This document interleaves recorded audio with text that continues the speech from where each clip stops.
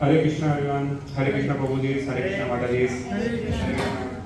So today we are going to continue with our second day of the series, the conversation with Soul and Super Soul. So His Grace Chaitanya Charan Prabhu has very nicely explained in a different perspective the verses of Bhagavad Gita 4.10, 5.12, 5.12, 13 and 14. Right. So today Prabhuji is going to continue day 2. And thank you everyone for coming on time, and let's all welcome Prabhuji again with nicely Hari Bol 3 times. Hari Bol, Hari Bol, Hari Bol. So I will request Prabhuji to start. Om Jnana Pindandasya Jnananjali Shalakaya Chakshurunmritam Dena Tasmai Shri Gurave Namaha. Namah Om Vishnupadaya Krishna Prishtaya Bhutale Srimate Bhakti Vedanta Swami Niti Namine Namaste Saraswati Deve Gauravani Pracharine Nirvishesha Shunyavadi Paschatya Deshatarine Vancha Kalpatarubhyascha Kripa Sindhubhyo cha Patitanam Pavanebhyo Vaishnavebhyo Namo Namaha. Jai Shri Krishna Chaitanya Prabhu Nityananda Shri Advaita Gadadhara Srivasadi Gaura Bhakta Vrinda. Hare Krishna Krishna Krishna Hare Hare Hare Rama, Rama Rama, Hare Hare. Hare Krishna. Hare Krishna. Thank you for coming today for this second day of the series. So before we go ahead, let's look at some of the verses once again. Let's look at some themes that we discussed yesterday. Can anyone recollect any of the themes from yesterday? Any point?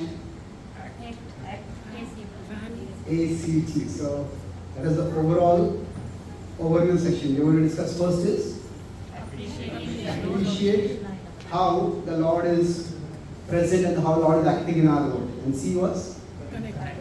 That's what we are going to discuss today.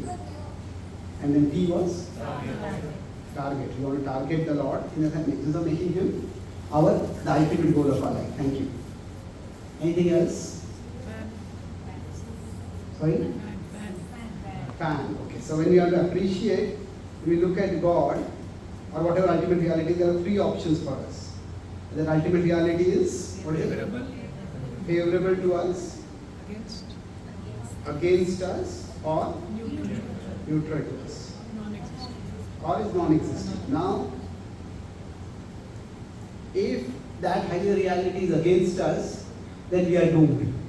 Whatever we do, our power is so tiny against that higher reality. So there's practically no point for living only.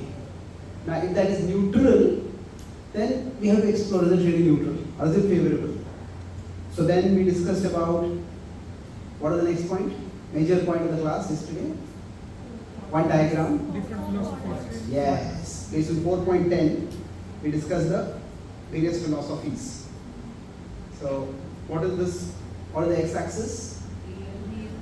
Real. What is real? The material world, the world we live in is real. And then the other world, or the spiritual world, is real. So based on, what is the first quadrant? What is the philosophy called? Yes, material. That is a prominent philosophy in this world, that this world is real and whatever exists beyond is false. So this is the worldview of desire or raga. So, now the problem with this worldview is that there is death ultimately. That death takes us away. Death takes whatever we are attached to away from us. Then when this happens, we discussed how in our life journey we all have something that we consider to be artha. And when this artha is taken away from us, then we have either option, we go down toward what? Anartha. That means now the anartha is Basically, Raga is the worldview where the world, things of this world we consider to be Artha. So when we go toward Anartha, that can be to the other two worldviews. And above what is what? Parmad. So when something in this world is taken away from us, either we can just become frustrated and think everything is valueless, or we can look towards that which is of supreme value that will last. So when we go toward Anartha, that may happen in these two worldviews. So the second quadrant is what? Nihilism or voidism. Nirvishesha Shunyavadi. So neither this world is real nor the other world is real. This is the worldview of despair. Vita Raga, this is what? Krodha, yes. Anger. Life has no point to live at all. No. Nothing is of any value. What is the point of living? So this is the worldview of despair. And then we have the other world is real, this world is false. This is the worldview of monism or nirvishesha. So nirvishesha is nothing special, everything is one. So this is the worldview of Vaya, or you can call it dread. Everything in this world is just a trap. Whatever looks attractive is a deception to trap us in this world. So these two are the anartha, where we go towards Vaya or Krodha. And then the fourth quadrant, what is it? Yes, it is the worldview of bhakti. It is the worldview of Bhuta Mad Bhava Magataha. Bhava is the bhava, it is devotion. So we want to go towards this worldview. Now significantly in this worldview, even the world we live in is considered real. So it's not unreal, but it is temporary. And then we discussed any other point anyone remembers? Sorry? Say one person loudly.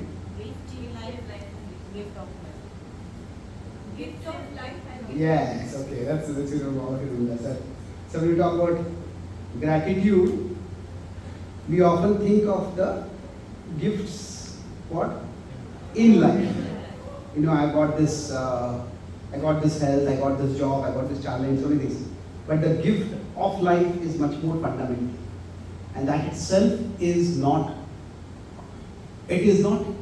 although we consider it to be commonplace, but there are so many factors involved. So we discussed in the 15th chapter, the 3 levels we can appreciate it. What are 3 levels? At the level of the universe, at the cosmological level, then at the level of the earth, and then at the level of our body. So the physiological level. So at the level of if the sun were not existing, we would not exist. If the earth were not floating, the earth were not producing vegetation for us to eat, we wouldn't exist. If our body did not have the capacity to digest food, we would not exist. So there are many things which make our very existence possible. And that's why the gift of life is to be appreciated. And then there was one more image which I said we'll come back to in each of the sessions. That is the image of spiritual advancement. So in spiritual growth, what happens? Initially, the world is big for us, and God is small for us. But as we grow, what happens? The world becomes smaller, and Krishna becomes bigger for us. So now, I think we covered most of the things. Thank you. So let's move on. So the pastime we are discussing here is, we are discussing which pastime, does anyone remember? Puranjan pastime, yes. I went into so much philosophy that pastime might have been forgotten. But the point was, it was a starting point for us to get to the discussion. So, Puranjan. So I discussed about how Puranjan, in his next life, he becomes Vidarbhi. And then she is a devoted wife to her husband Malayadvaja. And Malayadvaja is a spiritualist who departs, who rules competently and then renounces the world. And then he departs in Samadhi. And while she is lamenting, at that time, the Lord comes to her. The Lord comes in what form? In the form of Brahmana. And he starts speaking to her, saying that, we have known each other for a long time. So, does anyone have mic separately? We have a second mic? Yes. So we can just read some of the translations over here. So you can take the mic if you would like to read. Maybe one verse, Prabhu can read, one can read. So, yesterday, so let's read this particular verse. So we discussed, who are you? Whose wife or daughter are you? This is the verse we discussed. Let's look at the second verse now. Who would like to read? Yeah. The Brahman continued, "My dear friend, even though you cannot immediately recognize me, can't you remember that in the past you had a very intimate friend? Unfortunately, you gave up my company and accepted a position as enjoyer of this material world." Yes. So basically, Api Sparsi Chatman. Don't you remember Sparsi? Avijnatas Sakham Sakhe. So throughout this narrative, this particular character will be referred to as Avijnat Sakha. Avijnat Sakha is the unknown friend. So in our life we have some friends whom we know, but sometimes you may see in some movies or some novels, somebody gives an inheritance to some person, and they don't even know who gives that inheritance. Like you have some unknown benefactor. So if we have some unknown benefactor, it will be such a big blessing for us. And sometimes we are trying to serve a temple and somebody is a donor. One thing is to not want their name to be known to public. But even they don't want even the temple to know who is the donation. It's something completely unknown. This is Avijnata Sakha. So he says, Hitva mam padam anvichan. You turned away from me and you tried to enjoy this one. Bhauma bhoga pratogataha. Bhauma bhoga.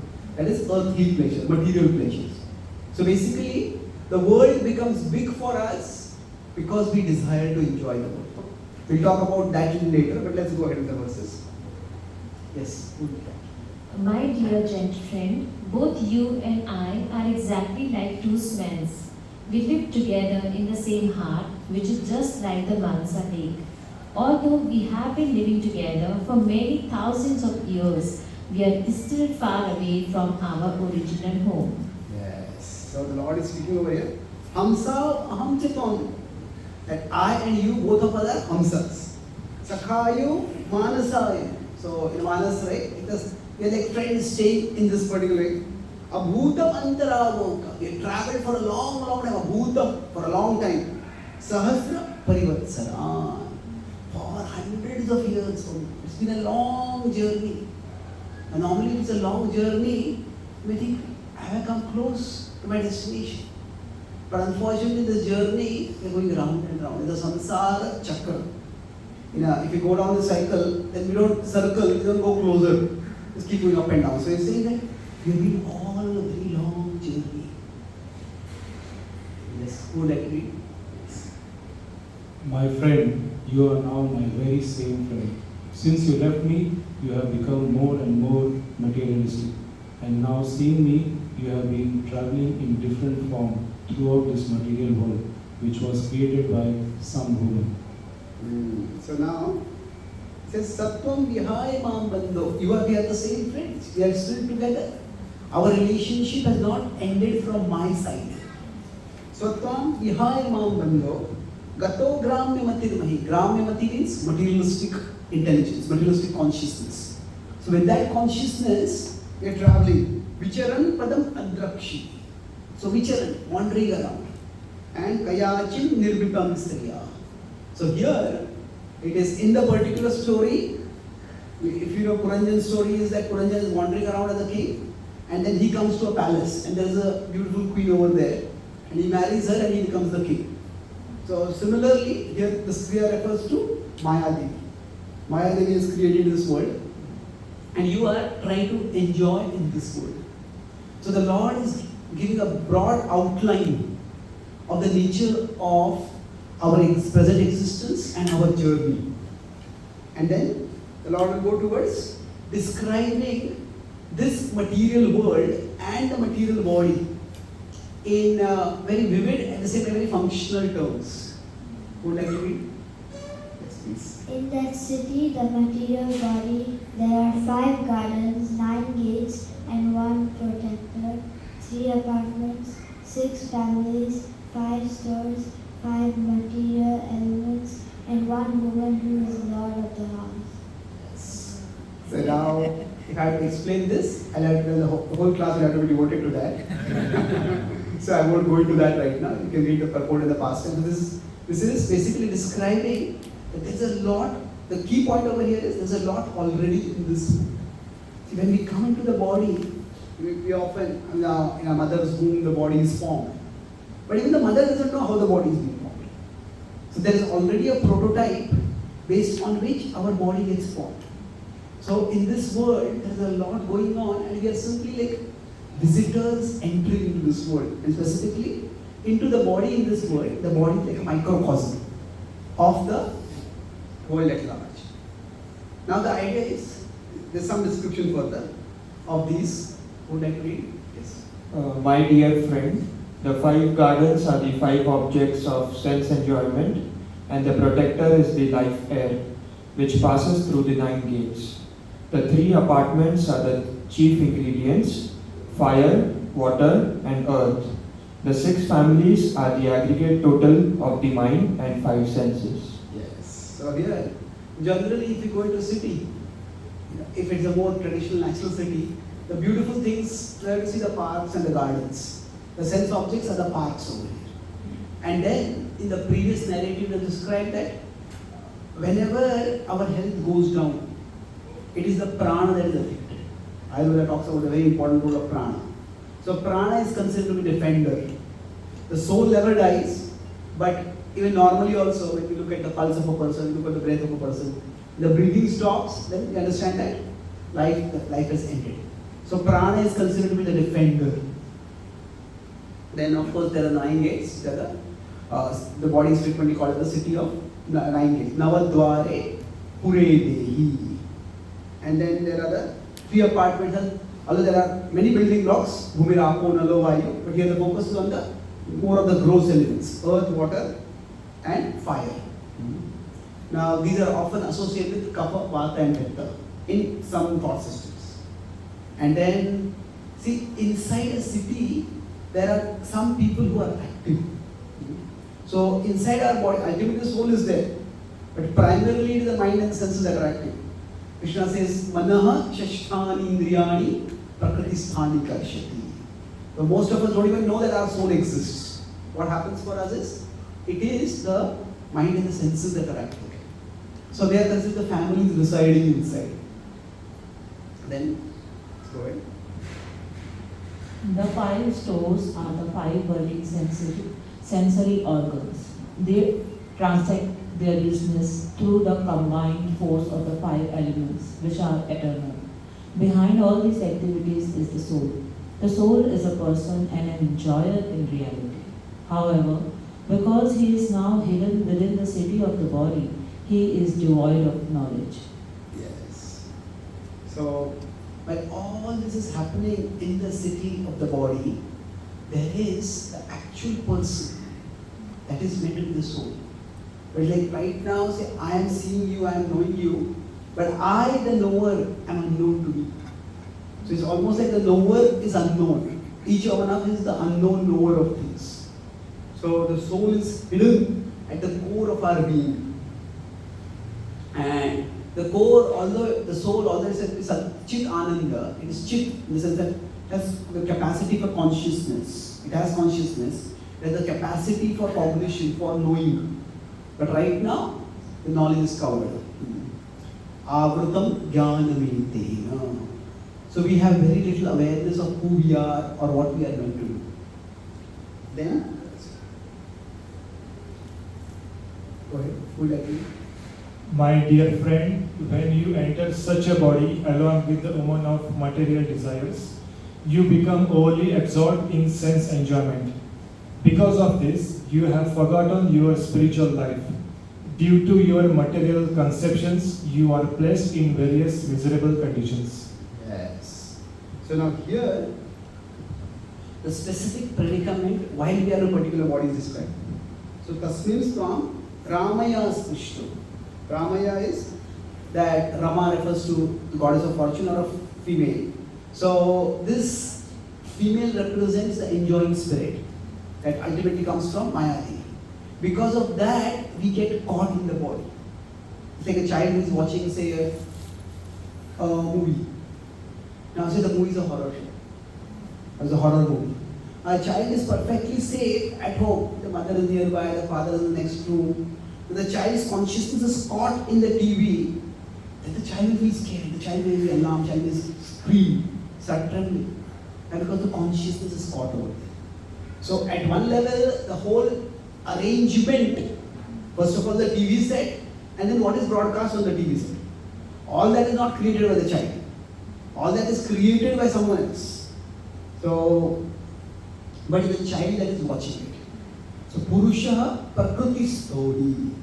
So basically, within the system of illusion, there is a generic or a universal illusion and there is a specific illusion. The generic illusion is, the overall illusion is that there is a TV set from which you can watch many things. The specific illusion is the specific TV show that the person is watching. So different people can watch different TV shows. So like that, when the soul becomes attached to the body, that's like the person getting glued to the TV set. The whole arrangement is made by material energy. But within that, based on our specific desires, we will decide what it is that we want to watch. And accordingly, that kind of illusion comes in. So, when you talk about the moha or illusion, so there is a general moha. The general moha is what? Basically, that which is temporary, we think to be long-lasting. We almost think it to be eternal. That which is tiny, we start thinking it to be huge. The pleasure in sense enjoyment, there's some pleasure, but we think it to be huge. We think that to be the goal of our life. Now that specific illusion, it depends on our desires. So for some people, if you consider how people get distracted, some people get distracted by cricket, some people get by politics, some people stock market, some people may get into romantic movies, some people may get into action movies. So like there are different kinds of illusions in the world. So like that, different people get caught by different things. So that's how, while in this world, what happens? Dasham papiyasim prabho. You are placed in a papiyasim prabho, translates that. It is sinful activities, but essentially, we may not think what is sinful, the result is it seen in terms of the suffering that we get in this world. So now, let's listen. Okay, I'll tell the translation. You read the translation and we'll go back to the words. Yes, go ahead, let me. Actually, you are not the daughter of Vidarbha, nor is this man, Malayadvaja, your well-wishing husband, nor were you the actual husband of Puranjani. You were simply captivated in this body of 9 gates. Yes. So, Natam Vidarbha Sudhita, saying that whatever identity we have right now, it's interesting, it's talking, our identity also changes in life. See, most of our identities are relational. When we are married to someone, then the husband of so-and-so or wife of so-and-so.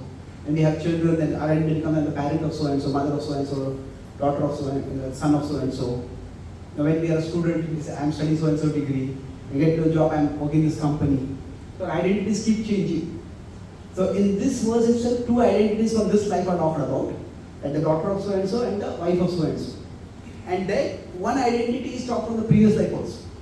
In the previous life, as Puranjan, the princess was Puranjani, whose kingdom we had gone. You are not the Patis from Puranjanya.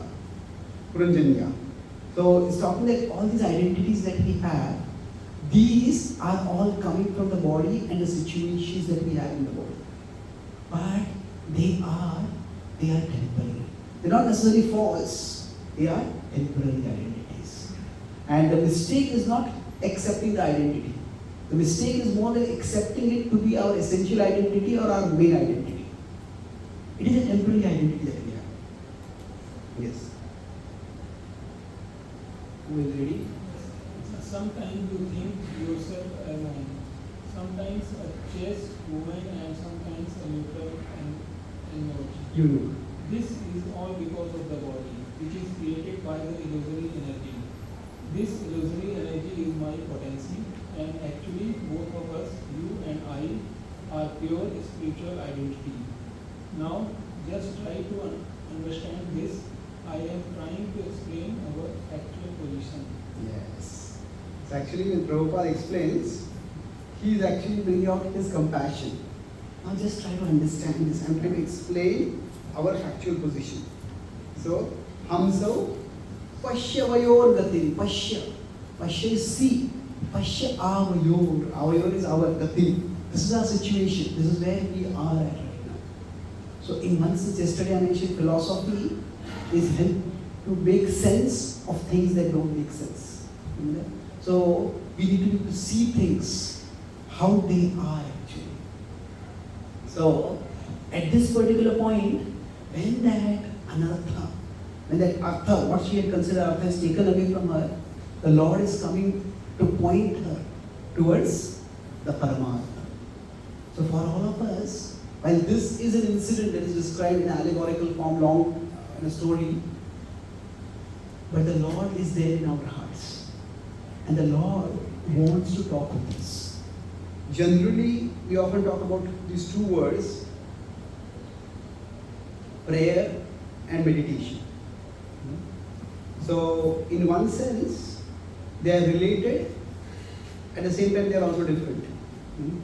Now, prayer is when we talk to God. Meditation is when we listen to God. So, in one sense, our mantra chanting is both a prayer and a meditation. On one side, we are uttering the mantra, so we are speaking. So that's, we are trying to talk with God. We are trying to offer our prayers. Prabhupada say that the mantra is chanted in the mood of Krishna, please engage me in your service. So it's prayer. But at the same time, it is not the Lord is deliberately silent, making His presence and His will hidden to us intentionally. He wants to talk to us. But because we have turned away from Him many times, now His voice is no longer audible to us. It's become, there are so many other voices inside our head that the voice of the Lord is no longer heard. The Bhagavad Gita is not just a historical discussion. Yes, it is. Discussion with Krishna and Arjuna. But Prabhupada explained that our body is also like a chariot. And the super soul is present in the chariot of this body. And just as Krishna spoke to Arjuna in the Gita, similarly the Lord wants to speak to us. And in fact, when we study Shastra regularly, so basically, just as Krishna spoke to Arjuna in the chariot, similarly, in our body, the super soul wants to speak with us, the soul. So this is not just a historical dialogue. It's what is meant. Whatever we hear in history, it's meant to inspire that thought within our hearts. That Krishna, as we practice bhakti more and more, Krishna becomes a living, loving reality for us. We say God becomes bigger, God talks with us. Just understand the factual situation. So understand that we have so many things which you consider this is important, that is important. And then what is really important in the process, we may neglect that. So by studying Shastra, what is meant to happen? So here slowly this Brahmana is guiding, advising and earning the trust of this widow. And as he's doing that, then it is described that she will become enlightened. So yesterday I talked about spiritual growth in one way of God becoming bigger. Now spiritual growth can also be understood in two different ways. See, there is faith and then there is surrender. Now faith essentially means we understand God is on my side. Yesterday I talked about faith is God, the FAN acronym. So through faith, we start perceiving that God is on my side. And surrender means I will be on God's side. That God is on my side and I will be on God's side. I choose to be on God's side. So this is the essence of this dynamic relationship. I will be means I choose to be. So it is a choice that I will make. So when Arjuna is facing the battlefield, it's a terrible situation for him. He has to fight against Bhishma and Drona. And this is his grandfather and his teacher. Now, these are the people for whose pleasure he learned archery. Generally, see, we all, even no matter how old we grow, there is a child inside us. And that child wants the approval, the appreciation, of our elders. Whoever met us, it could be our parents, our guides. So, when we achieve something, it's just like the world praising us, world glorifying us, wonderful. But there are some people who we respect and love very much. And their appreciation counts a lot for us. So, for Arjuna, he had learned his archery so that he would please Drona, he could please Bhishma. And now he had to fight against them in a nightmarish situation to be in. And yet, by hearing the Bhagavad Gita, he understood that Krishna has a plan. That this is not just some misfortune that this war is happening. Through this all that is happening, Krishna has a plan. And Krishna wants my good, Krishna wants everyone's good. So, generally when we study Shastra, it is not just to hear some nice stories. It's good to hear those stories, but through those stories, the Shraddha that we are meant to get is Krishna is on my side. That Krishna is for me. Krishna wants my best. Surdam Sarvabhutanam. And then, as that faith becomes stronger, that will inspire us to surrender. So, while these are a stepwise process, they are also cyclic. Faith inspires surrender, and as we start coming on the side of the Lord, we start seeing how things start falling in place. And then that increases our faith. So both of these go forward. So here what this is what there is being told is that that Avigyan Sakha is here with you now. So the Lord is with us and the Lord is for us. So with this background, we'll look at the remaining verses in our tomorrow session. But let's move forward now. So we talked about appreciate, and now how do we connect with the Lord? What does it mean? So yesterday I talked about the gifts of life and gifts in life. See, generally, how does a child appreciate the love of the parents? Now, every child, you could say, has certain needs and has certain desires. So, now the child may need food, but the child may not value the food very much. The child may value some toys, or child may value some chocolate or some sweet rice. No, may not necessarily nutritious food. So what happens is that the child will see the love of the parents in terms of the fulfillment of the desires, not in terms of the fulfillment of the needs.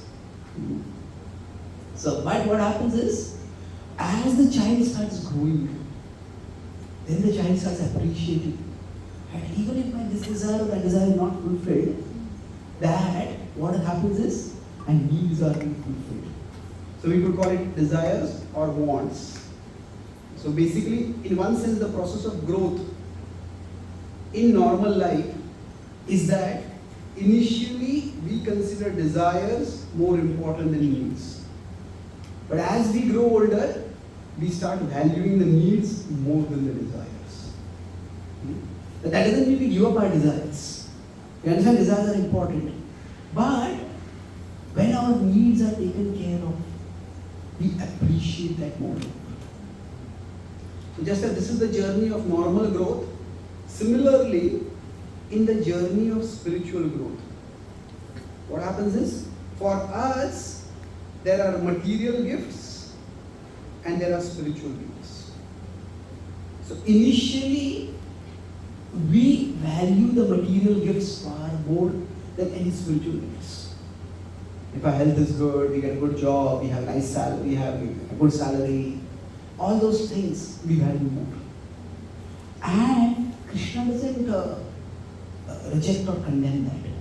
Krishna in the 7th chapter, he says, Chaturvidha bhajante mam janaha sukruti no Arjuna. He says, all of these are sukruti because they are coming to me. Now, as we grow spiritually, what will happen is, we'll start appreciating spiritual things more than material things. So this is a journey of spiritual growth. So now, when we get material things in our life, we need to be able to see the hand of God. So, and gradually to connect with Krishna, like how does a child connect with the parent? The child connects with the parents because the parents take care of the child.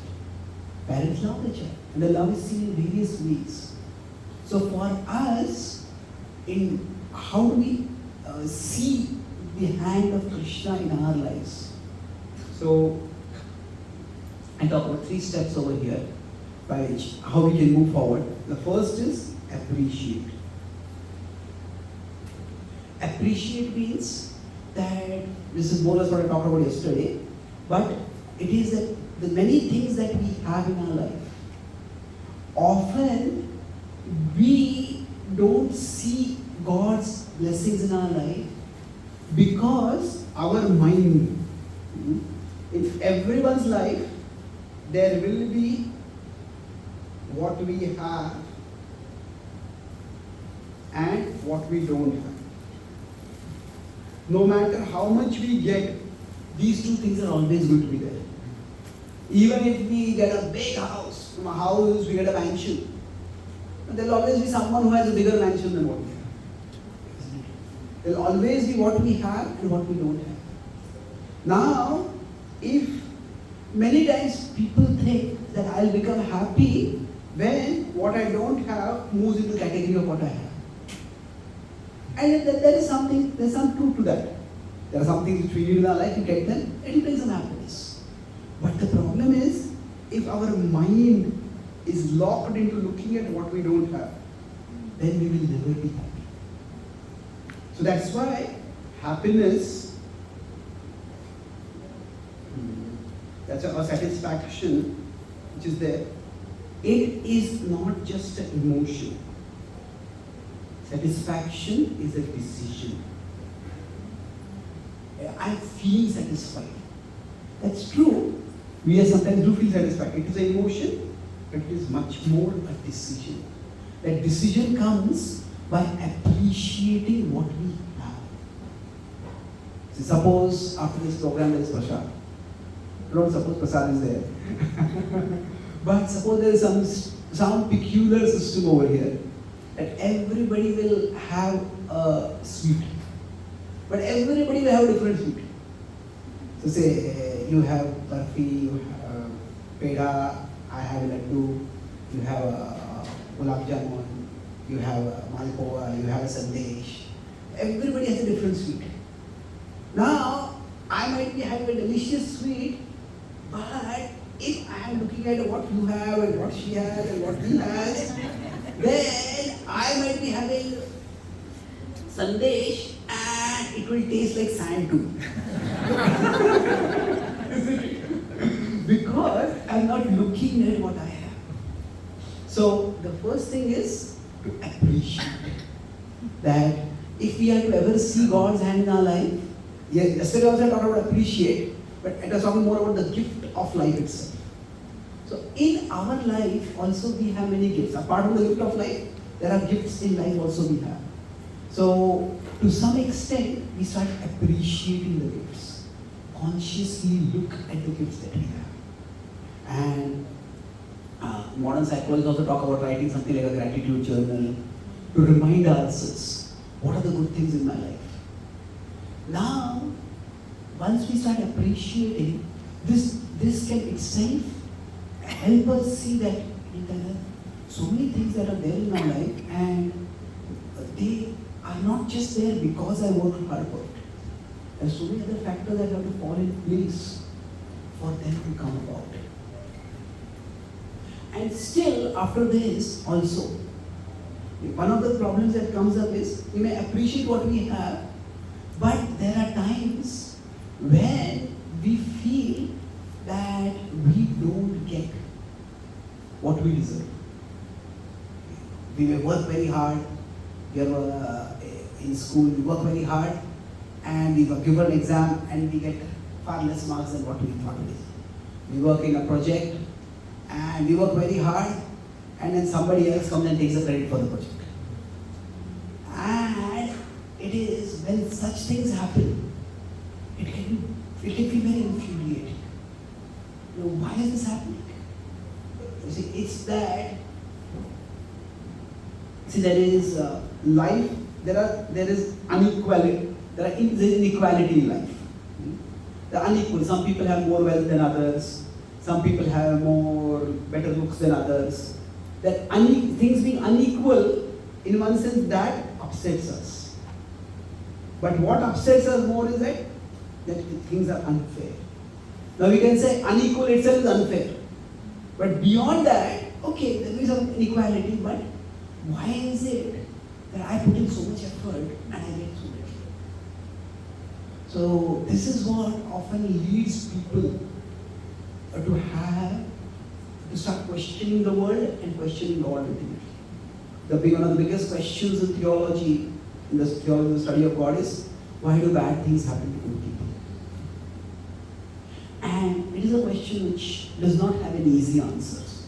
Sometimes we might just use karma as a magic wand, but it's not that simple. And I'll explain how it explains and to what extent. We also have to have some humility about understanding how things happen.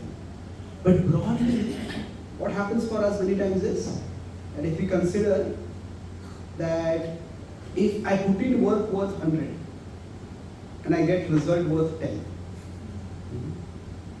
then it feels very unfair. There are some people for whom we do 100 things and they barely notice all the things that we are doing for them, and for one small thing they will give a little grudging appreciation. So I feel, why is this person like this? Why am I doing it? Why am I even here? Why is this person being so unfair? Now, it is true that such things do happen. At the same time, if we are honest with ourselves, we'll find that there are also times when we put in effort worth 10 and we get a result worth 100. So we may find that we study a little bit for the exam, and what we study comes in the exam and we get great marks. Or sometimes it happens that we join a particular team for a project, and we join the team and the project is nearing the completion, and the project does very well and we get the credit for it. Isn't it? Like India won the cricket 50 over the World Cup in 2011. So now in that World Cup winning team, there's one player who didn't play a single match, and yet he was there in the World Cup winning team. So, if we look at our lives, yes, there are times when we get less than what we deserve. But there are also times when we get more than what we deserve. Now, there are times we may find somebody might just be very kind to us. Maybe in school, we might remember a teacher who was very harsh and demanding. But maybe some teacher was kind to us. He or she went out of their way to help us. We all can think of such people like this. So, we can say, even if life seems to be unfair, in the long run, it is fairly unfair. Fairly unfair means that in the long run, things even out. Now, this is not to say that terrible things don't happen in some people. For some people, there are more terrible things than others. That is true. But overall, things do even out. Now, most of you probably know I I need crutches for walking. I got polio. I got polio when I was 1. My mother took me to a clinic for getting a polio vaccine, and somehow it was a small town in Maharashtra, and there the fridge in which they had kept the polio vaccine, the power supply had gone off for that night, and because of that the vaccine, the polio multiplied over there. Not the vaccine, the germs multiplied over there, and the vaccine ended up giving me polio. So I was just walking along one day and just fell down and I couldn't walk anymore normally after that. Now I don't remember any of this, but my first memory is probably I was 2.5 or 3 or something, and some distant relative had come to our home, and she was consoling my mother, saying, "So sad, your son got polio." And I remember my mother speaking a very calm, very clear, confident voice. Whatever he lacks physically, God will provide him intellectually. Now, I had no idea why my mother said that, and my mother passed away soon after, so I didn't get to ask her. But somehow that stayed with me. And then as I started going to school, I started studying. I couldn't play outdoor games like most kids, but I could notice that when I started studying, I could understand things very quickly. I could remember them much more than others. I could articulate things much better. So somehow it settled in the back of my mind that I can say I didn't deserve anything to have polio in one leg, but I didn't deserve anything to have an IQ better than others. So it is not that I knew any philosophy of karma at that time, but the point is that life, when we look at the way things work, there will be times when we get less than what we deserve, but there will also be times when we get more than what we deserve. So if we look at the bigger picture, say normally, if I am polite to you, I'll expect that you should be polite to me. But if I am polite to you and you are rude to me, now I have 2 options. Either I think you are a crazy person, or I think maybe I have been rude to you in the past and I have forgotten, but you are not forgotten. Maybe there is something more going on. Maybe it might not be I might have been rude. Maybe I belong to a particular community and somebody from my community hurt you in the past. And that resentment, that anger, that now you are taking it out on me. So basically, when things don't make sense, at that time, either we can come to the conclusion that things don't make any sense at all, or we can come to the conclusion there must be something bigger going on. There was something going on that I am not aware of, because of which this is happening. So essentially, what happens is when we are getting, so this particular thing is happening for us, we could say that at this particular time, there is something coming to us from behind. So there is some negative karma coming from the past. And because of that negative karma, our present positive karma is getting minimized. That's why we put in the effort of 100, but we get a result only of 10. On the other hand, here what is happening is, here some positive karma from the past is coming in. And that's why we put a little effort and we get a lot of results. So many times, the philosophy of karma, so it is, the emphasis is given on judgment. Whatever you do, you will be held accountable for that. Whatever you are suffering, it's your own karma. Now, that is one aspect undoubtedly, but that is not the emphasis of karma. See, Krishna, when Arjuna has to fight against Bhishma and Drona, although Krishna is God, Krishna doesn't go into any esoteric previous life story, telling Arjuna, you were so and so in this life, and Bhishma was so and so, and Bhishma did that in that life, and you did that in that life, and because of that you have to fight this year. Krishna doesn't go into any special revelations like that. If you focus on karma primarily as a system of justice, then it raises many questions. That if I am punished for something, then at least I should be told what was wrong that I did. But we don't know that. So thinking of karma as a focus on judgment. That is true, but that is not the primary focus of karma. Right? This may be there. The essential focus of karma is encouragement. How encouragement? What the karma philosophy assures us is our actions matter, even when they don't seem to. That I am treating this person well right now, but I am being kind and polite with this person, but still this person is being rude to me. So I can come to the conclusion, what is the use of being kind and polite? But no, my kindness and politeness, it matters. So sometimes we may do a karma and we may not get the phala. But that doesn't mean doing the good karma is useless. It just means that something from the past is affecting us right now, because of which we are not getting the results. But the past negative phase of karma will not last forever. It will end in time. So, now basically, when we see that if I do good and I get bad, so there is good action and there is a bad result. Now basically, there are broadly two options for it. We can go to two extremes of pendulum. One extreme is to say that there is no cause effect at all in the world.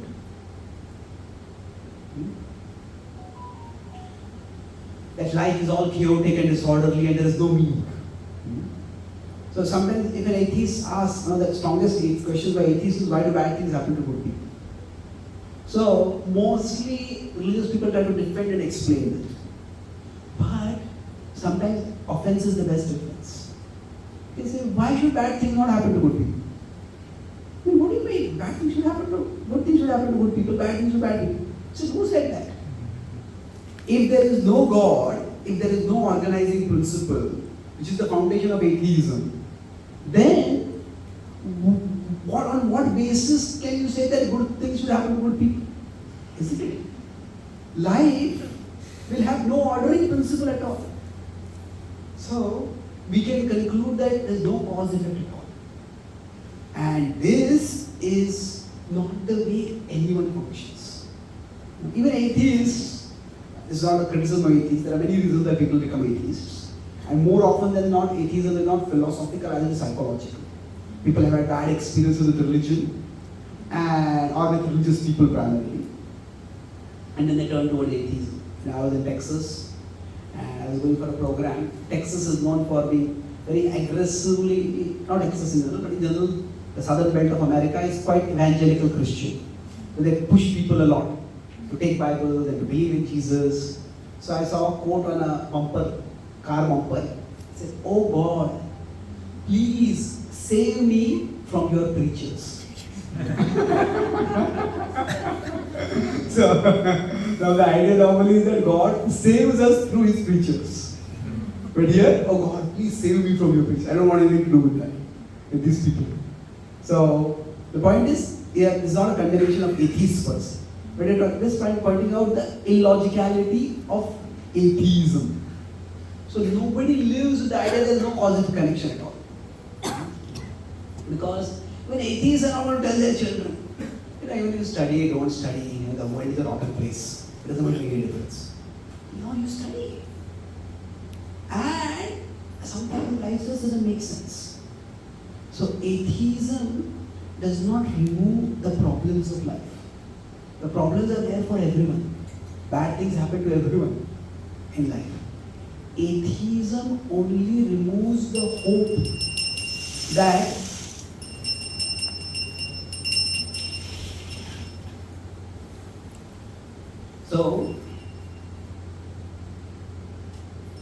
atheism, what it does is removes life's problems. Does it do that? Now, no philosophy is going to remove life's problems. Life's problems are going to be there for atheists, whatever we have. What it does is, It cannot remove. What it does, it removes the hope that life's problems have some purpose. They have some meaning. That why is this happening to me? There is some sense, there is some plan. So all that atheism does is just remove that hope for us. So basically, when we face life's unfairness, one extreme is to say there is no cause effect at all.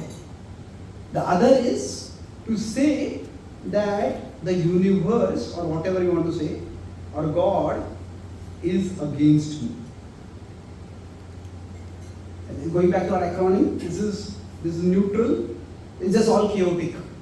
It just things happen randomly or is against me. So now this is where the whole universe is meaningless, or the universe is against me. I am being singled out for something. Now when the first is bad, the second is worse. To think that somebody out there is out to get me, and whatever I do, somebody is out there to thwart it, to destroy it. It's a very dark way to live. Now, in between, what we understand is something bigger is going on. It is not that there is no cause and effect, but there is something bigger going on. That right now, maybe I am going through a negative phase. Maybe I am going through a negative phase right now, which will end with time. The thing in this world lasts forever. Sometimes we may have a negative karma phase, and at that time we just have to live with it. But no negative karma phase lasts forever. So I was going to talk about the acronym APT. So A was appreciate the gifts that are there. And P is persist. Persist when we are going through a negative phase of karma. Sometimes it may appear as if I am doing good and nothing good is happening in my life. But that doesn't mean I should stop doing good. That there is, God is in charge, and there is a plan for life. But now this persist, how can we do this? Now I said for each session, I'll have one diagram. So this is the diagram for today. And it's like in our situation, say there is our present karma, that means what we are doing right now, and there is the past karma, what we have done in the past. Now our present karma can be positive, our past karma can be positive. Our present karma can be negative, our past karma can be negative. So now this is the best situation to be. If our present karma is positive and our past karma is positive. That means what? I am doing good things right now, and from the past, good things are coming to me. Then what will happen is, we will be happy and we will be able to do good things also in our life. It's the best situation to be in. Now, let's look at these various situations. Now, if our past karma is negative, or let's try to understand this dynamic before with the example. Say, suppose there's a city in which, in a bank, a lot of cash is brought. Maybe $10 million are brought in cash in the bank. And then 10 thieves come to know, oh, there is this cash over here. And they come to know they all plan to rob. Now, all 10 of them plan to rob the bank, but various things go wrong and 9 of them fail. And one of them succeeds. Now, why did this one person succeed and everyone else fail? It was because this one person had some good karma in the past. It requires good karma to do bad karma. Right? To do bad karma means to be successful in what we do. See, in general, if you are honest in our lives, we understand that success requires factors beyond our control to fall in place. Like if you consider cricket or any sports, the players have to perform well, but so many other things have to fall in place for victory to come about. So, our present karma, it has to be important, but then the past karma has to fall in place. So the thieves, now the thief who succeeds in robbing the bank. Now, if that thief had instead developed the skills and developed the aptitude to do some project, to do some work, by the past karma, that thief would have been successful in that also. So basically, because of past karma, success was going to come. But by the present karma, the person decided what I want to do, is it going to be good or bad? So basically, the results that we get in our life, so in general, I give the example of 100 plus 5. But most often for what happens for us is that whenever we get any phala, that phala, there is present karma and there is past karma. And both combine together to give the result. Now sometimes it can range from the past karma may be 100 and the present may be 0 practically. Like say, somebody is not only born in a wealthy family, but somebody is born in a healthy family with great looks and with a great IQ. It's almost like they just get propelled towards success. It's never 100 to 0. You could say it's 99 to 1. They have to put in the, they have to do some good work. Now the other extreme could be the past is only 1 and this life is 99. That means if somebody is born in a very bad neighborhood, maybe they became orphan in their childhood and they suffered various kinds of abuse. And still they worked hard, they got some scholarship, they did a job while studying, and then they rose to become successful. So this combination of how much past karma and how much present karma, we don't know how it is going to work. And this can also change during different phases of our life. Sometimes it may be that a lot of things fall in place for us. And sometimes, so that means present we have to do very little and things work out. And sometimes a lot of things fall out of place. So we do a lot and still we get a little result. But basically, life, the result that we get are a combination of present and past karma. So when results don't seem to be coming, it is not that God is unfair or God is non-existent. It is that something bigger is going on. Something from the past is affecting the results that are coming for us. So now, if we go back to this, with this understanding, let's go back to this quadrant. So, if the person has negative past karma and negative present karma. So negative past karma means that person will be relatively powerless. The person, because of positive, negative present karma, the person will be bad. They will want to do bad things, but because the past karma is not there, so the person will be bad, but will be very powerless. Like somebody decides, I'll become a criminal. And they join the underworld and think, I'm going to become the next underworld don. And the first robbery that they make, they are arrested, and for the rest of life, they go to jail. So, that person may want to do bad, but if the past karma is not good, they can't do much bad. Isn't it? Now, so now, if you see, if the past karma is positive and the present karma is negative, this is actually the most dangerous situation. A person is bad and the person is powerful. So this is the most dangerous. This is where many tyrants, many dictators, many terrorists, so they have the past good karma because of which what they do will be successful. But right now they are doing some bad things. So now basically for us, if we understand that God is in control and there is an action-result correlation, then basically we rule out this whole quadrant. I am not going to do any negative karma in the present. So here, see, if we are in the, so if we call it 1, 2, 3, 4. So 3 is the worst, 4th is the best. But if nothing has come, it's gone down. It's interesting that screen is smaller than the screen. So if we are in this quadrant, when we are doing some good things, but we're not getting good results. So this is where we need persistence. Persist. That because of some negative karma from the past, I am doing some good, but I am not getting the results. It's like a child may be behaving very nicely, but the parents withhold some privilege from the child.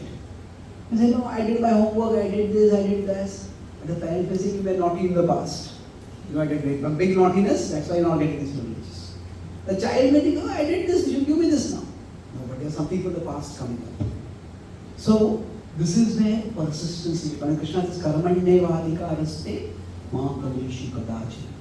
But because our phala doesn't come only from our present actions. It comes from present plus past actions. So, when we are going through this world, so the topic I was discussing today was about connecting with the Lord. Connecting with the Lord, I'm not talking about bhakti right now, I'll be talking bhakti more tomorrow.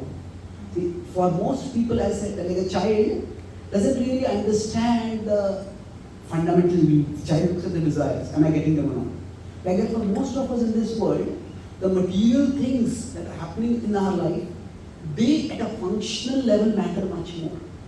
And if things are going wrong in that in their area, it's very difficult to keep our faith steady.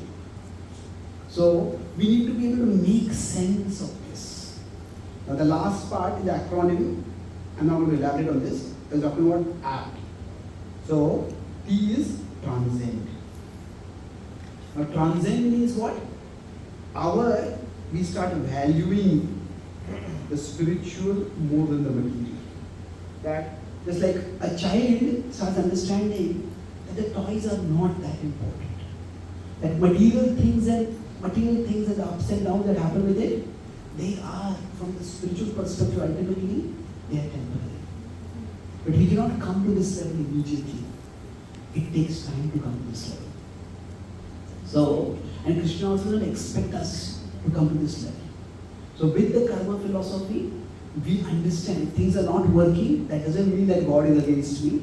It just means I'm going through some negative phase right now. So one way to persist is by just pushing on. But other ways, okay, all this is not that important.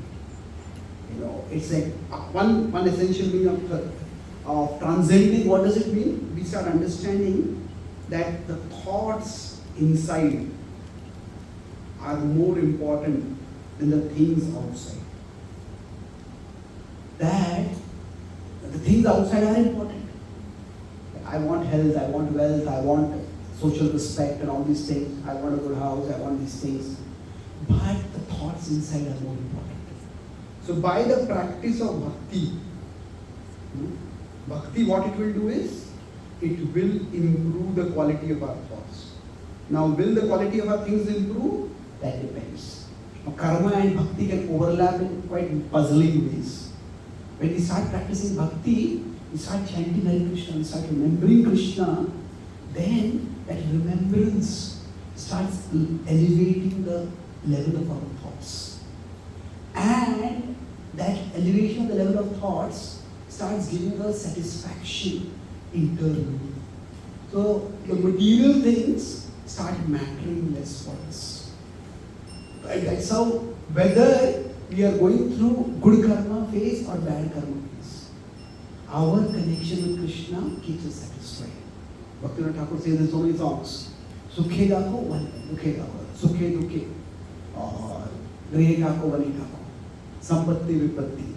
These dualities, a devotee becomes steady in them because the connection with Krishna helps us realize the state of things in the outer world matters, but the state of thoughts in my inner world matters even more. And Krishna is always there for us to remember. And if we remember Him, He enriches our thoughts. And by that enrichment of our thoughts, the external, whether there is enrichment or lack of enrichment, that that doesn't matter so much.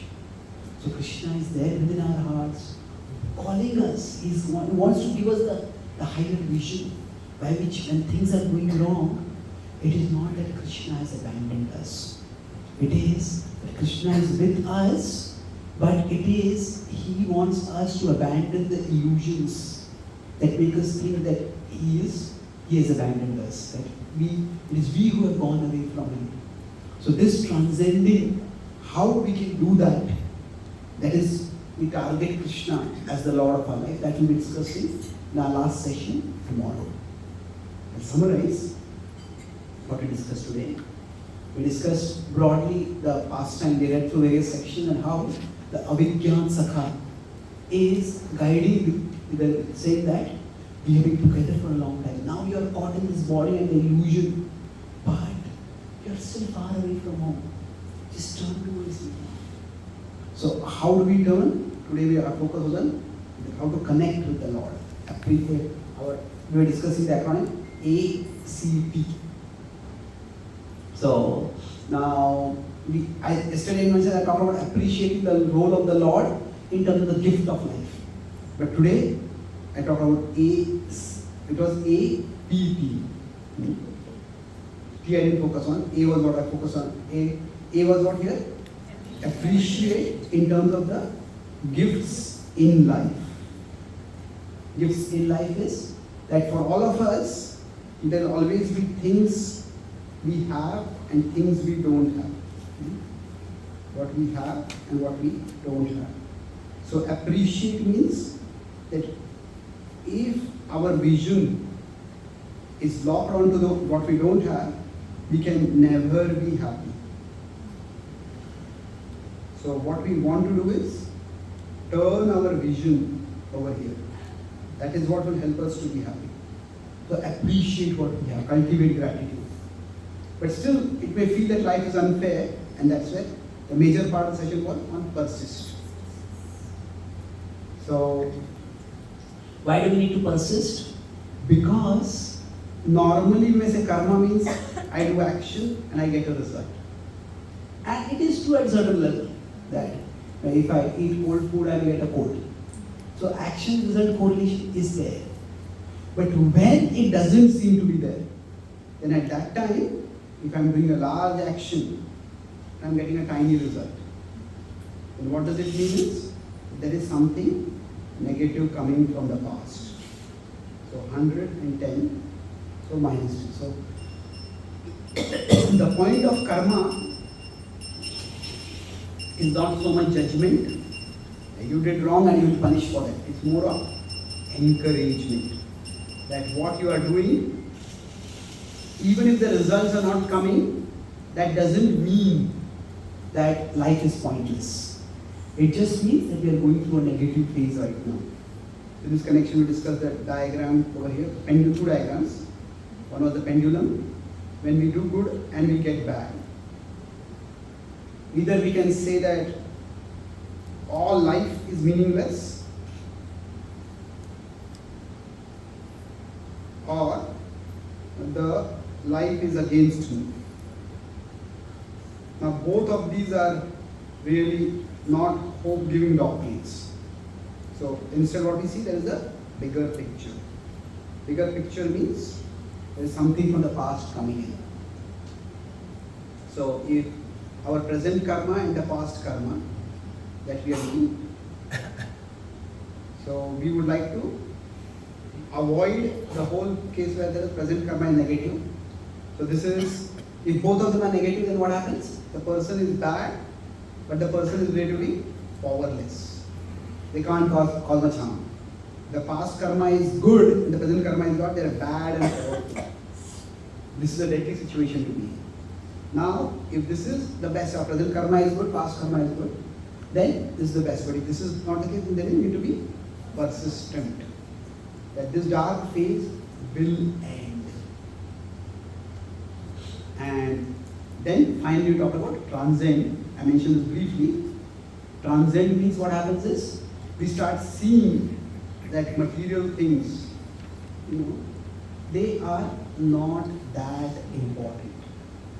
They will come and they will go. It's not that important means we discuss the idea of growth. For a child grows, what happens initially?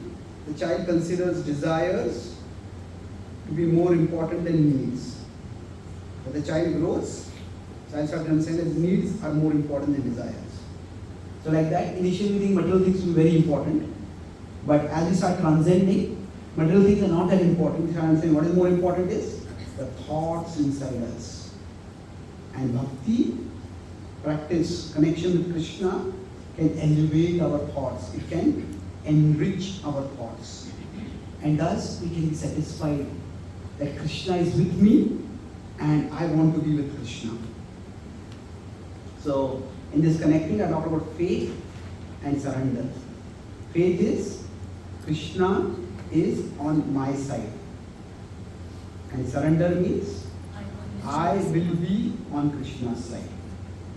So for us, we cannot really chant and practice do sadhana very consistently if at the background we are feeling that God is against me or God doesn't care for me. So we need some amount of Shastra Chakshu. Some people may say, oh, some people just have innocent devotion. They don't need philosophy. Yes, then some people can have that innocent natural devotion. But even for such people, when bad things happen, if some philosophical perspective can help them to make sense of what is happening, then they can fix their mind on Krishna more easily. So that faith, here what we're talking about is the faith that comes from the philosophical perspective. That okay, Krishna is on my side, let me be on Krishna's side. Thank you very much. Hare Krishna. Are there any questions or comments? Yes. Okay. Thank you very much for the class. So Prabhuji, you mentioned during the class that when we try to connect Krishna, Krishna is guiding us. So is it true, is it like Krishna is guiding us internally, or is it just our mind which is, sometimes there are thoughts in the mind which, okay, if it's a negative thought, we identify it. But if it's a positive thought, we may say, okay, it's coming from Krishna. But is it really coming from Krishna, or is this it's a mind? Good question. See, it's very difficult to know that. The first is the principle. That Krishna is for us, Krishna wants to help us. Then there is the practice. So in terms of practice, there is a certain level of purification required for us to actually be able to discern God's voice within us. So generally, rather than worrying so much about the source, we can focus on the effect. Don't worry so much about where this thought is coming from. Is it coming from mind? Is it coming from my intelligence? Is it coming from Krishna? Just focus on using our whatever experience, whatever intelligence we have. Is this going to take me towards a good direction or a bad direction?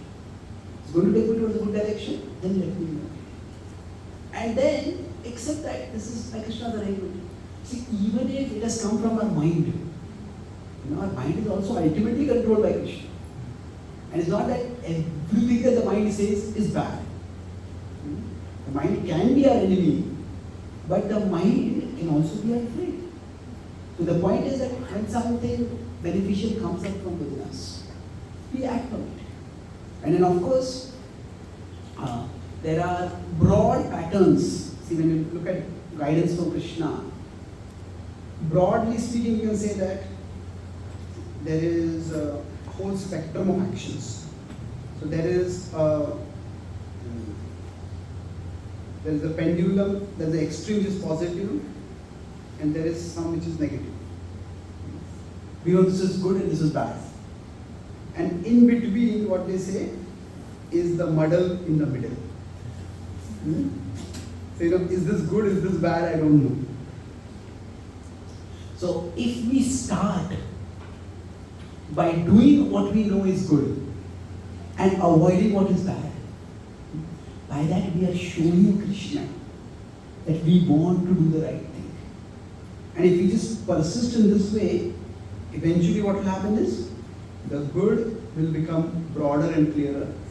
The bad will also become broader and clearer. Now, there will always, just being human means, there will be a domain of uncertainty. Nobody becomes omniscient. Even when Srila Prabhupada went to America, he says in his Marke Bhagavad Dharma that Ache kichu karja tabe ei anumane. Nahi keno ani pena ei ugrastani. I guess you must have some purpose for me. Anumane. So it is not that Prabhupada had a hotline to Krishna and Krishna was always telling, no, this person is not going to become a devotee. Don't waste time on this person. This person is going to become a devotee. Spend time with this person. No, Prabhupada was using his intelligence, making observations and reciprocating with people. Some people took up, some people didn't take up. So being human means there will always be some domain of uncertainty. But when we keep making right choices, that domain of uncertainty will decrease. And what is beneficial and what is unbeneficial or counterproductive, that will become also more and more clear. Thank you. Yes, please.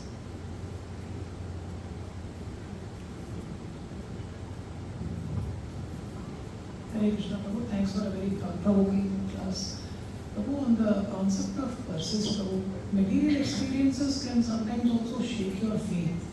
So when we are saying persist is sometimes, Prabhu, we are also going to be persisting to advance on the material side. Like for example, we are working and we go back and we face a bad experience, immediately we also questioning, why is it happening to me? And that persistence, when you are saying, Prabhu, to focus more on the right thing, is that in covering also the material aspect, or is it only just focusing on the No, I didn't talk anything. In fact, I did not talk anything about the spiritual right now. We're simply talking about karma right now. So, transcend is where we'll start talking about the spiritual. And tomorrow I'll also talk about why this radical differentiation between material and spiritual is sometimes not very helpful. To differentiate it, there's a value in the differentiation. I'm simply talking about material and spiritual in terms of positive and negative karma, in terms of the action that will lead to some good and the action that will lead to some bad. So when I'm talking about positive karma also, now positive karma can be in an ethical sense. Right now we understand that say eating meat or killing animals as bad. But when I am talking about positive karma, I am also talking about it in a functional sense. Functional sense means what? Say somebody is rude to me and I choose to be rude to them. It's unlikely that that's going to make things better. Functional sense, I am polite. Now, is that all that is required? Sometimes you have to stand up for ourselves. Sometimes we can't just be polite, may not be enough, we have to be firm also. So, positive karma means what will make things better.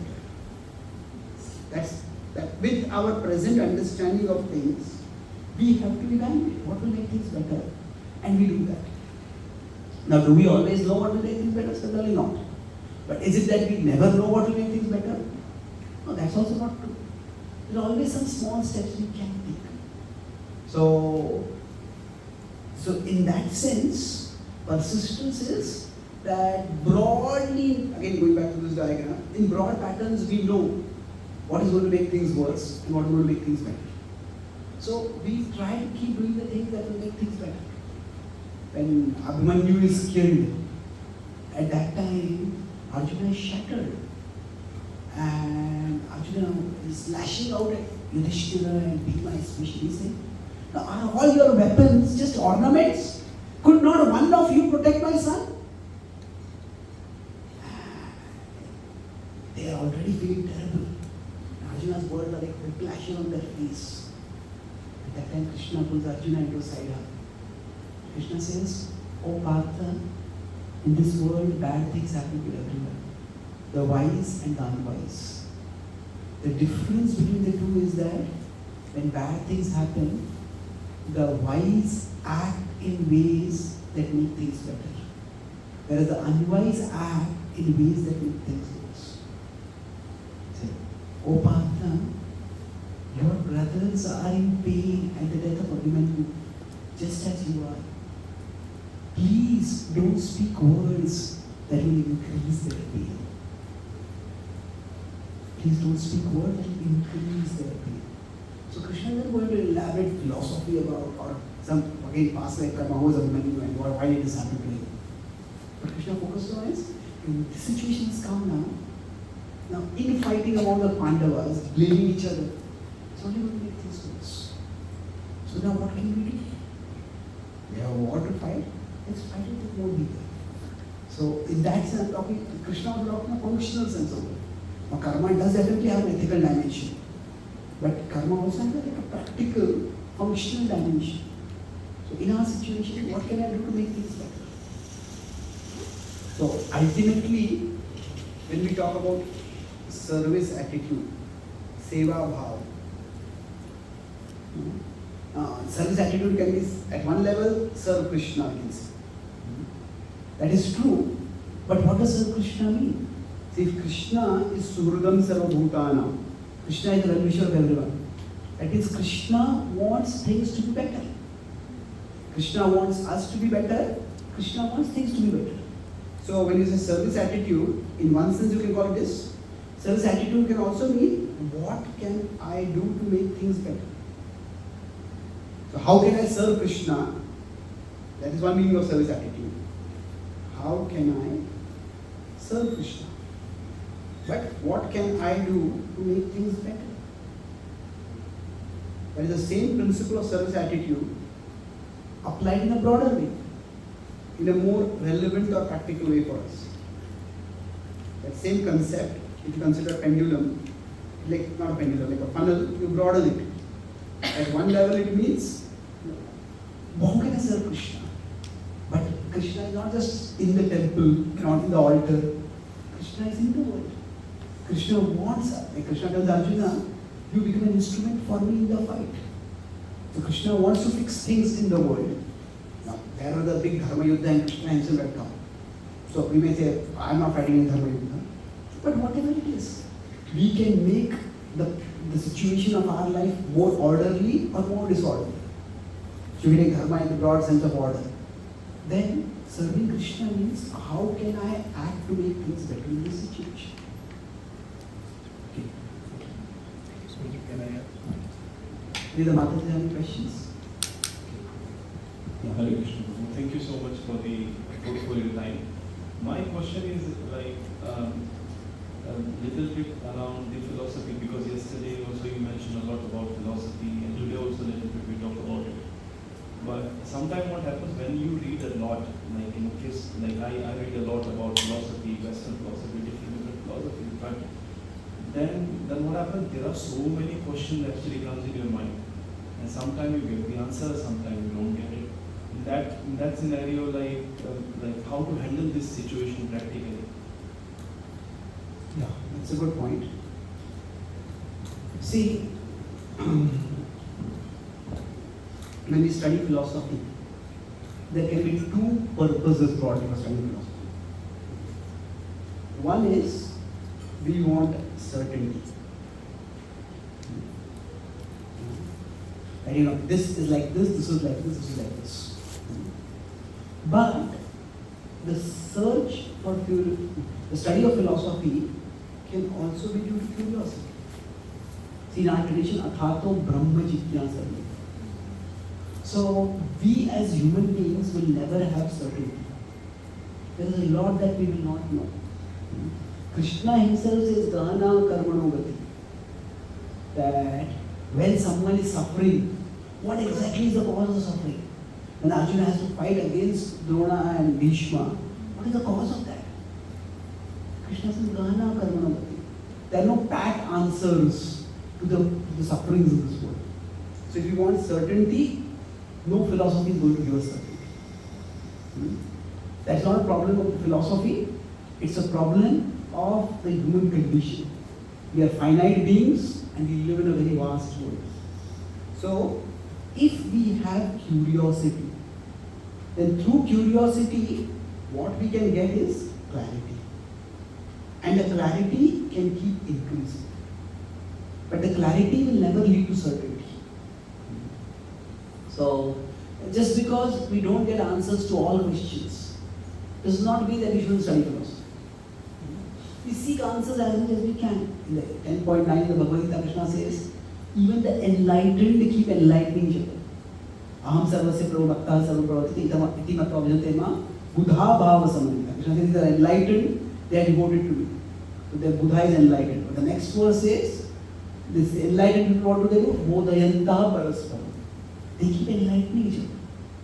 Because reality is endlessly complex. And we keep learning. So, if we have philosophical inclination, then we should try to associate like-minded devotees who also have philosophical inclination. And they will appreciate our questions, they will give us some insights. If we are philosophical and the people around us are very philosophical, then they will not appreciate our questions very much. They will just find it intellectually irritating or whatever. So we need like-minded association. But yes, we should. Just because philosophy can't answer everything doesn't mean that philosophy should not be studied. This means that there is a human search for understanding that is ongoing and you can keep learning more and more. Thank you. Yes, we take two questions. You have a question? Yeah. Yes, folks, one question. We discussed about the persistence and transcendence. So, like certain times when the times are very trying, persistence takes a beating, and takes a beating in the sense that it becomes shaky, the persistence, and we also discuss about transcending. So sometimes we may make this as an excuse, oh, this is not for me, better to transcend. So is it a trap that keeps us away from our persistence? I think I'll have to discuss this more elaborately tomorrow. But persisting does not necessarily mean doing the same thing again and again. Persisting means we try to do the right thing. But what is the right thing can vary from time, place, circumstance. That if you consider the Pandavas always try to follow Dharma. But in general, when we are having difficulties, broadly there are three options for us. There is, we can mitigate the difficulty. I use the acronym MET for this. When we have met a wise person, we have met wisdom, then we mitigate the problem, we emigrate from the problem, or we tolerate the problem. Now these three broad options are there. And say, we look at the Pandavas, when Bhima was poisoned, they tolerated it. Yudhishthira said, don't make it a big issue. Maybe Bhima is just a bit insecure, that's why I did something like this. Now, when there was the fire in the house of Lac, in the palace of Lac, what did they do? They didn't go back to confront the Pandavas, because the Kauravas, they emigrated. But eventually, when both Draupadi was dishonored, and then Krishna was dishonored, they attempted to arrest Krishna. Then they decided we have to fight a war. So the right thing is not necessarily the same thing.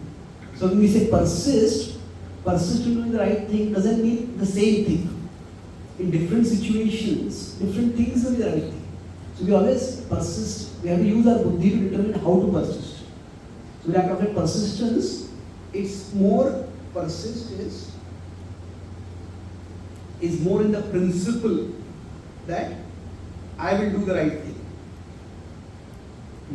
But in terms of practice, what is the right thing?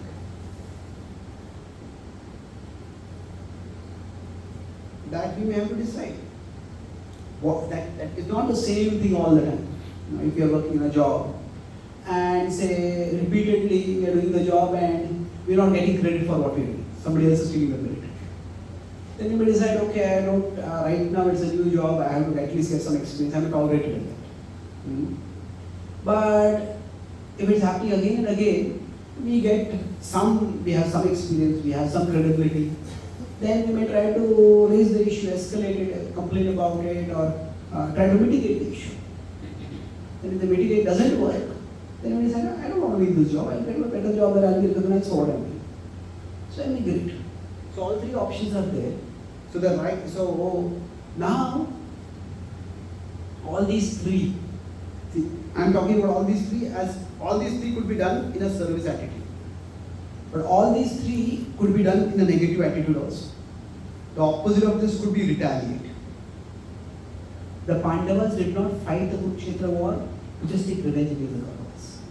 Krishna said, fight without any animosity toward them. Nirvaira sarvabhuteshu. Emigrate could be running away. You just face any problem, you run away from that place. That's not good. Now the opposite of tolerate is to suffocate. In the name of tolerating, we are not able to do anything at all, and there's so much resentment inside us. We are just completely frustrated inside. So in modern psychological terms, we call it as fight, flight, freeze. So doing the right thing is not very easy. But now, can transcending be an excuse?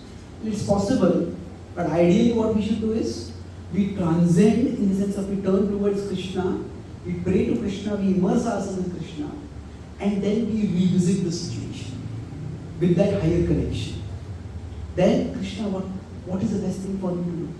How can I act in this situation that will be constructive? We pray to Krishna. So tomorrow our devotion has these two aspects.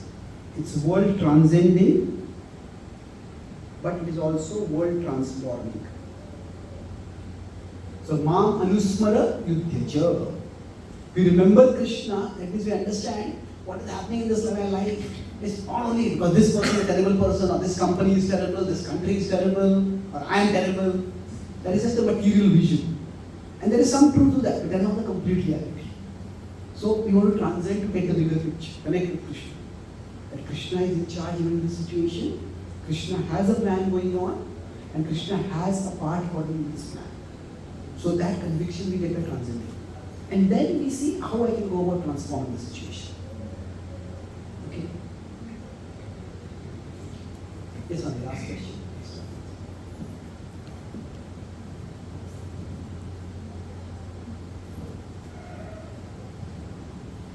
Prabhuji, we were talking about the past karma and present karma, the results, like if negative past karma are there, how much we do, the result might be small. But in this case, the faith can be shaken, right, Prabhu? So, like whatever good we are doing, the results are not coming, and some people may give up on doing the good things. So how to convince such things to the people who really don't understand this concept? It's difficult, it's not easy. The first thing is that our attitude should not be trying to convince them that God is right and don't blame God. Our attitude should be we want to help them. As a attitude or as a part of helping them, we are offering this philosophical perspective. If people see that we are using their suffering as a means to thrust our philosophy down their throat, then they will not accept it. So our goal should be that yes, life is complicated, and sometimes we just go through difficult phases. Now ultimately we have to make one choice, that is life meaningful or is life meaningless? Is there some order in life, or is life completely disorderly and chaotic? So if we accept it's disorderly and chaotic, then that has certain consequences, and that is psychologically quite damaging to live like that. So we all have some understanding that there is some order on it. So we offer that this is a resource by which you can make sense. You can try to make sense when things are not making sense. So then, we can try to help them look back at their own life when they went through a good phase. If we are alive, that itself means that there are more things right with us than wrong with us. There are more things wrong, we will just fall dead in one moment. So yes, we might be going through a bad phase right now, but if you look at our life, surely every one of us can think of some phase in our life when we did get more than what we deserved. That Like we say, we got some lucky break. Like somebody, we say, I worked very hard, that's why I got all this. That may be true. But say some student worked very hard and they got some scholarship. Now we may say, I worked hard, that's why I got the scholarship. But no, there was somebody who set up the scholarship, isn't it? That was an act of kindness from that person. Now, we may have studied biology or qualification for scholarship, but qualification is not earning, isn't it? Its scholarship is not a salary. So that was a lucky break for us. So we need to guide them to see that this life is bad, but that life always been bad. And when some amount of perspective comes, it's not easy, especially when you're going through bad phase at that particular time. But if we can help them to see that basically amid difficulties, we can either catastrophize. You know, catastrophe means that, oh, it's a natural earthquake, this is a tsunami, catastrophize. You can either catastrophize, oh, everything is terrible, or we can contextualize. So catastrophizing leads to problems. Our mind worsens the problem. Contextualize means, yes, in this phase, in this context you see that this is terrible. It does seem unfair. But then look at some other context in your life. Were things not better? Did we not get things more than what we deserve? So if we can help them contextualize, then it is relatively easier for them to also see, to not lose hope at that particular time. Okay. So thank you very much. Kantraj Srimad Bhagavatam ki Jai, Srila Prabhupada ki Jai, Gaur Bhakta Vrinda ki Jai, Gaur Premanande. Please, Chaitanya Prabhu ki Jai.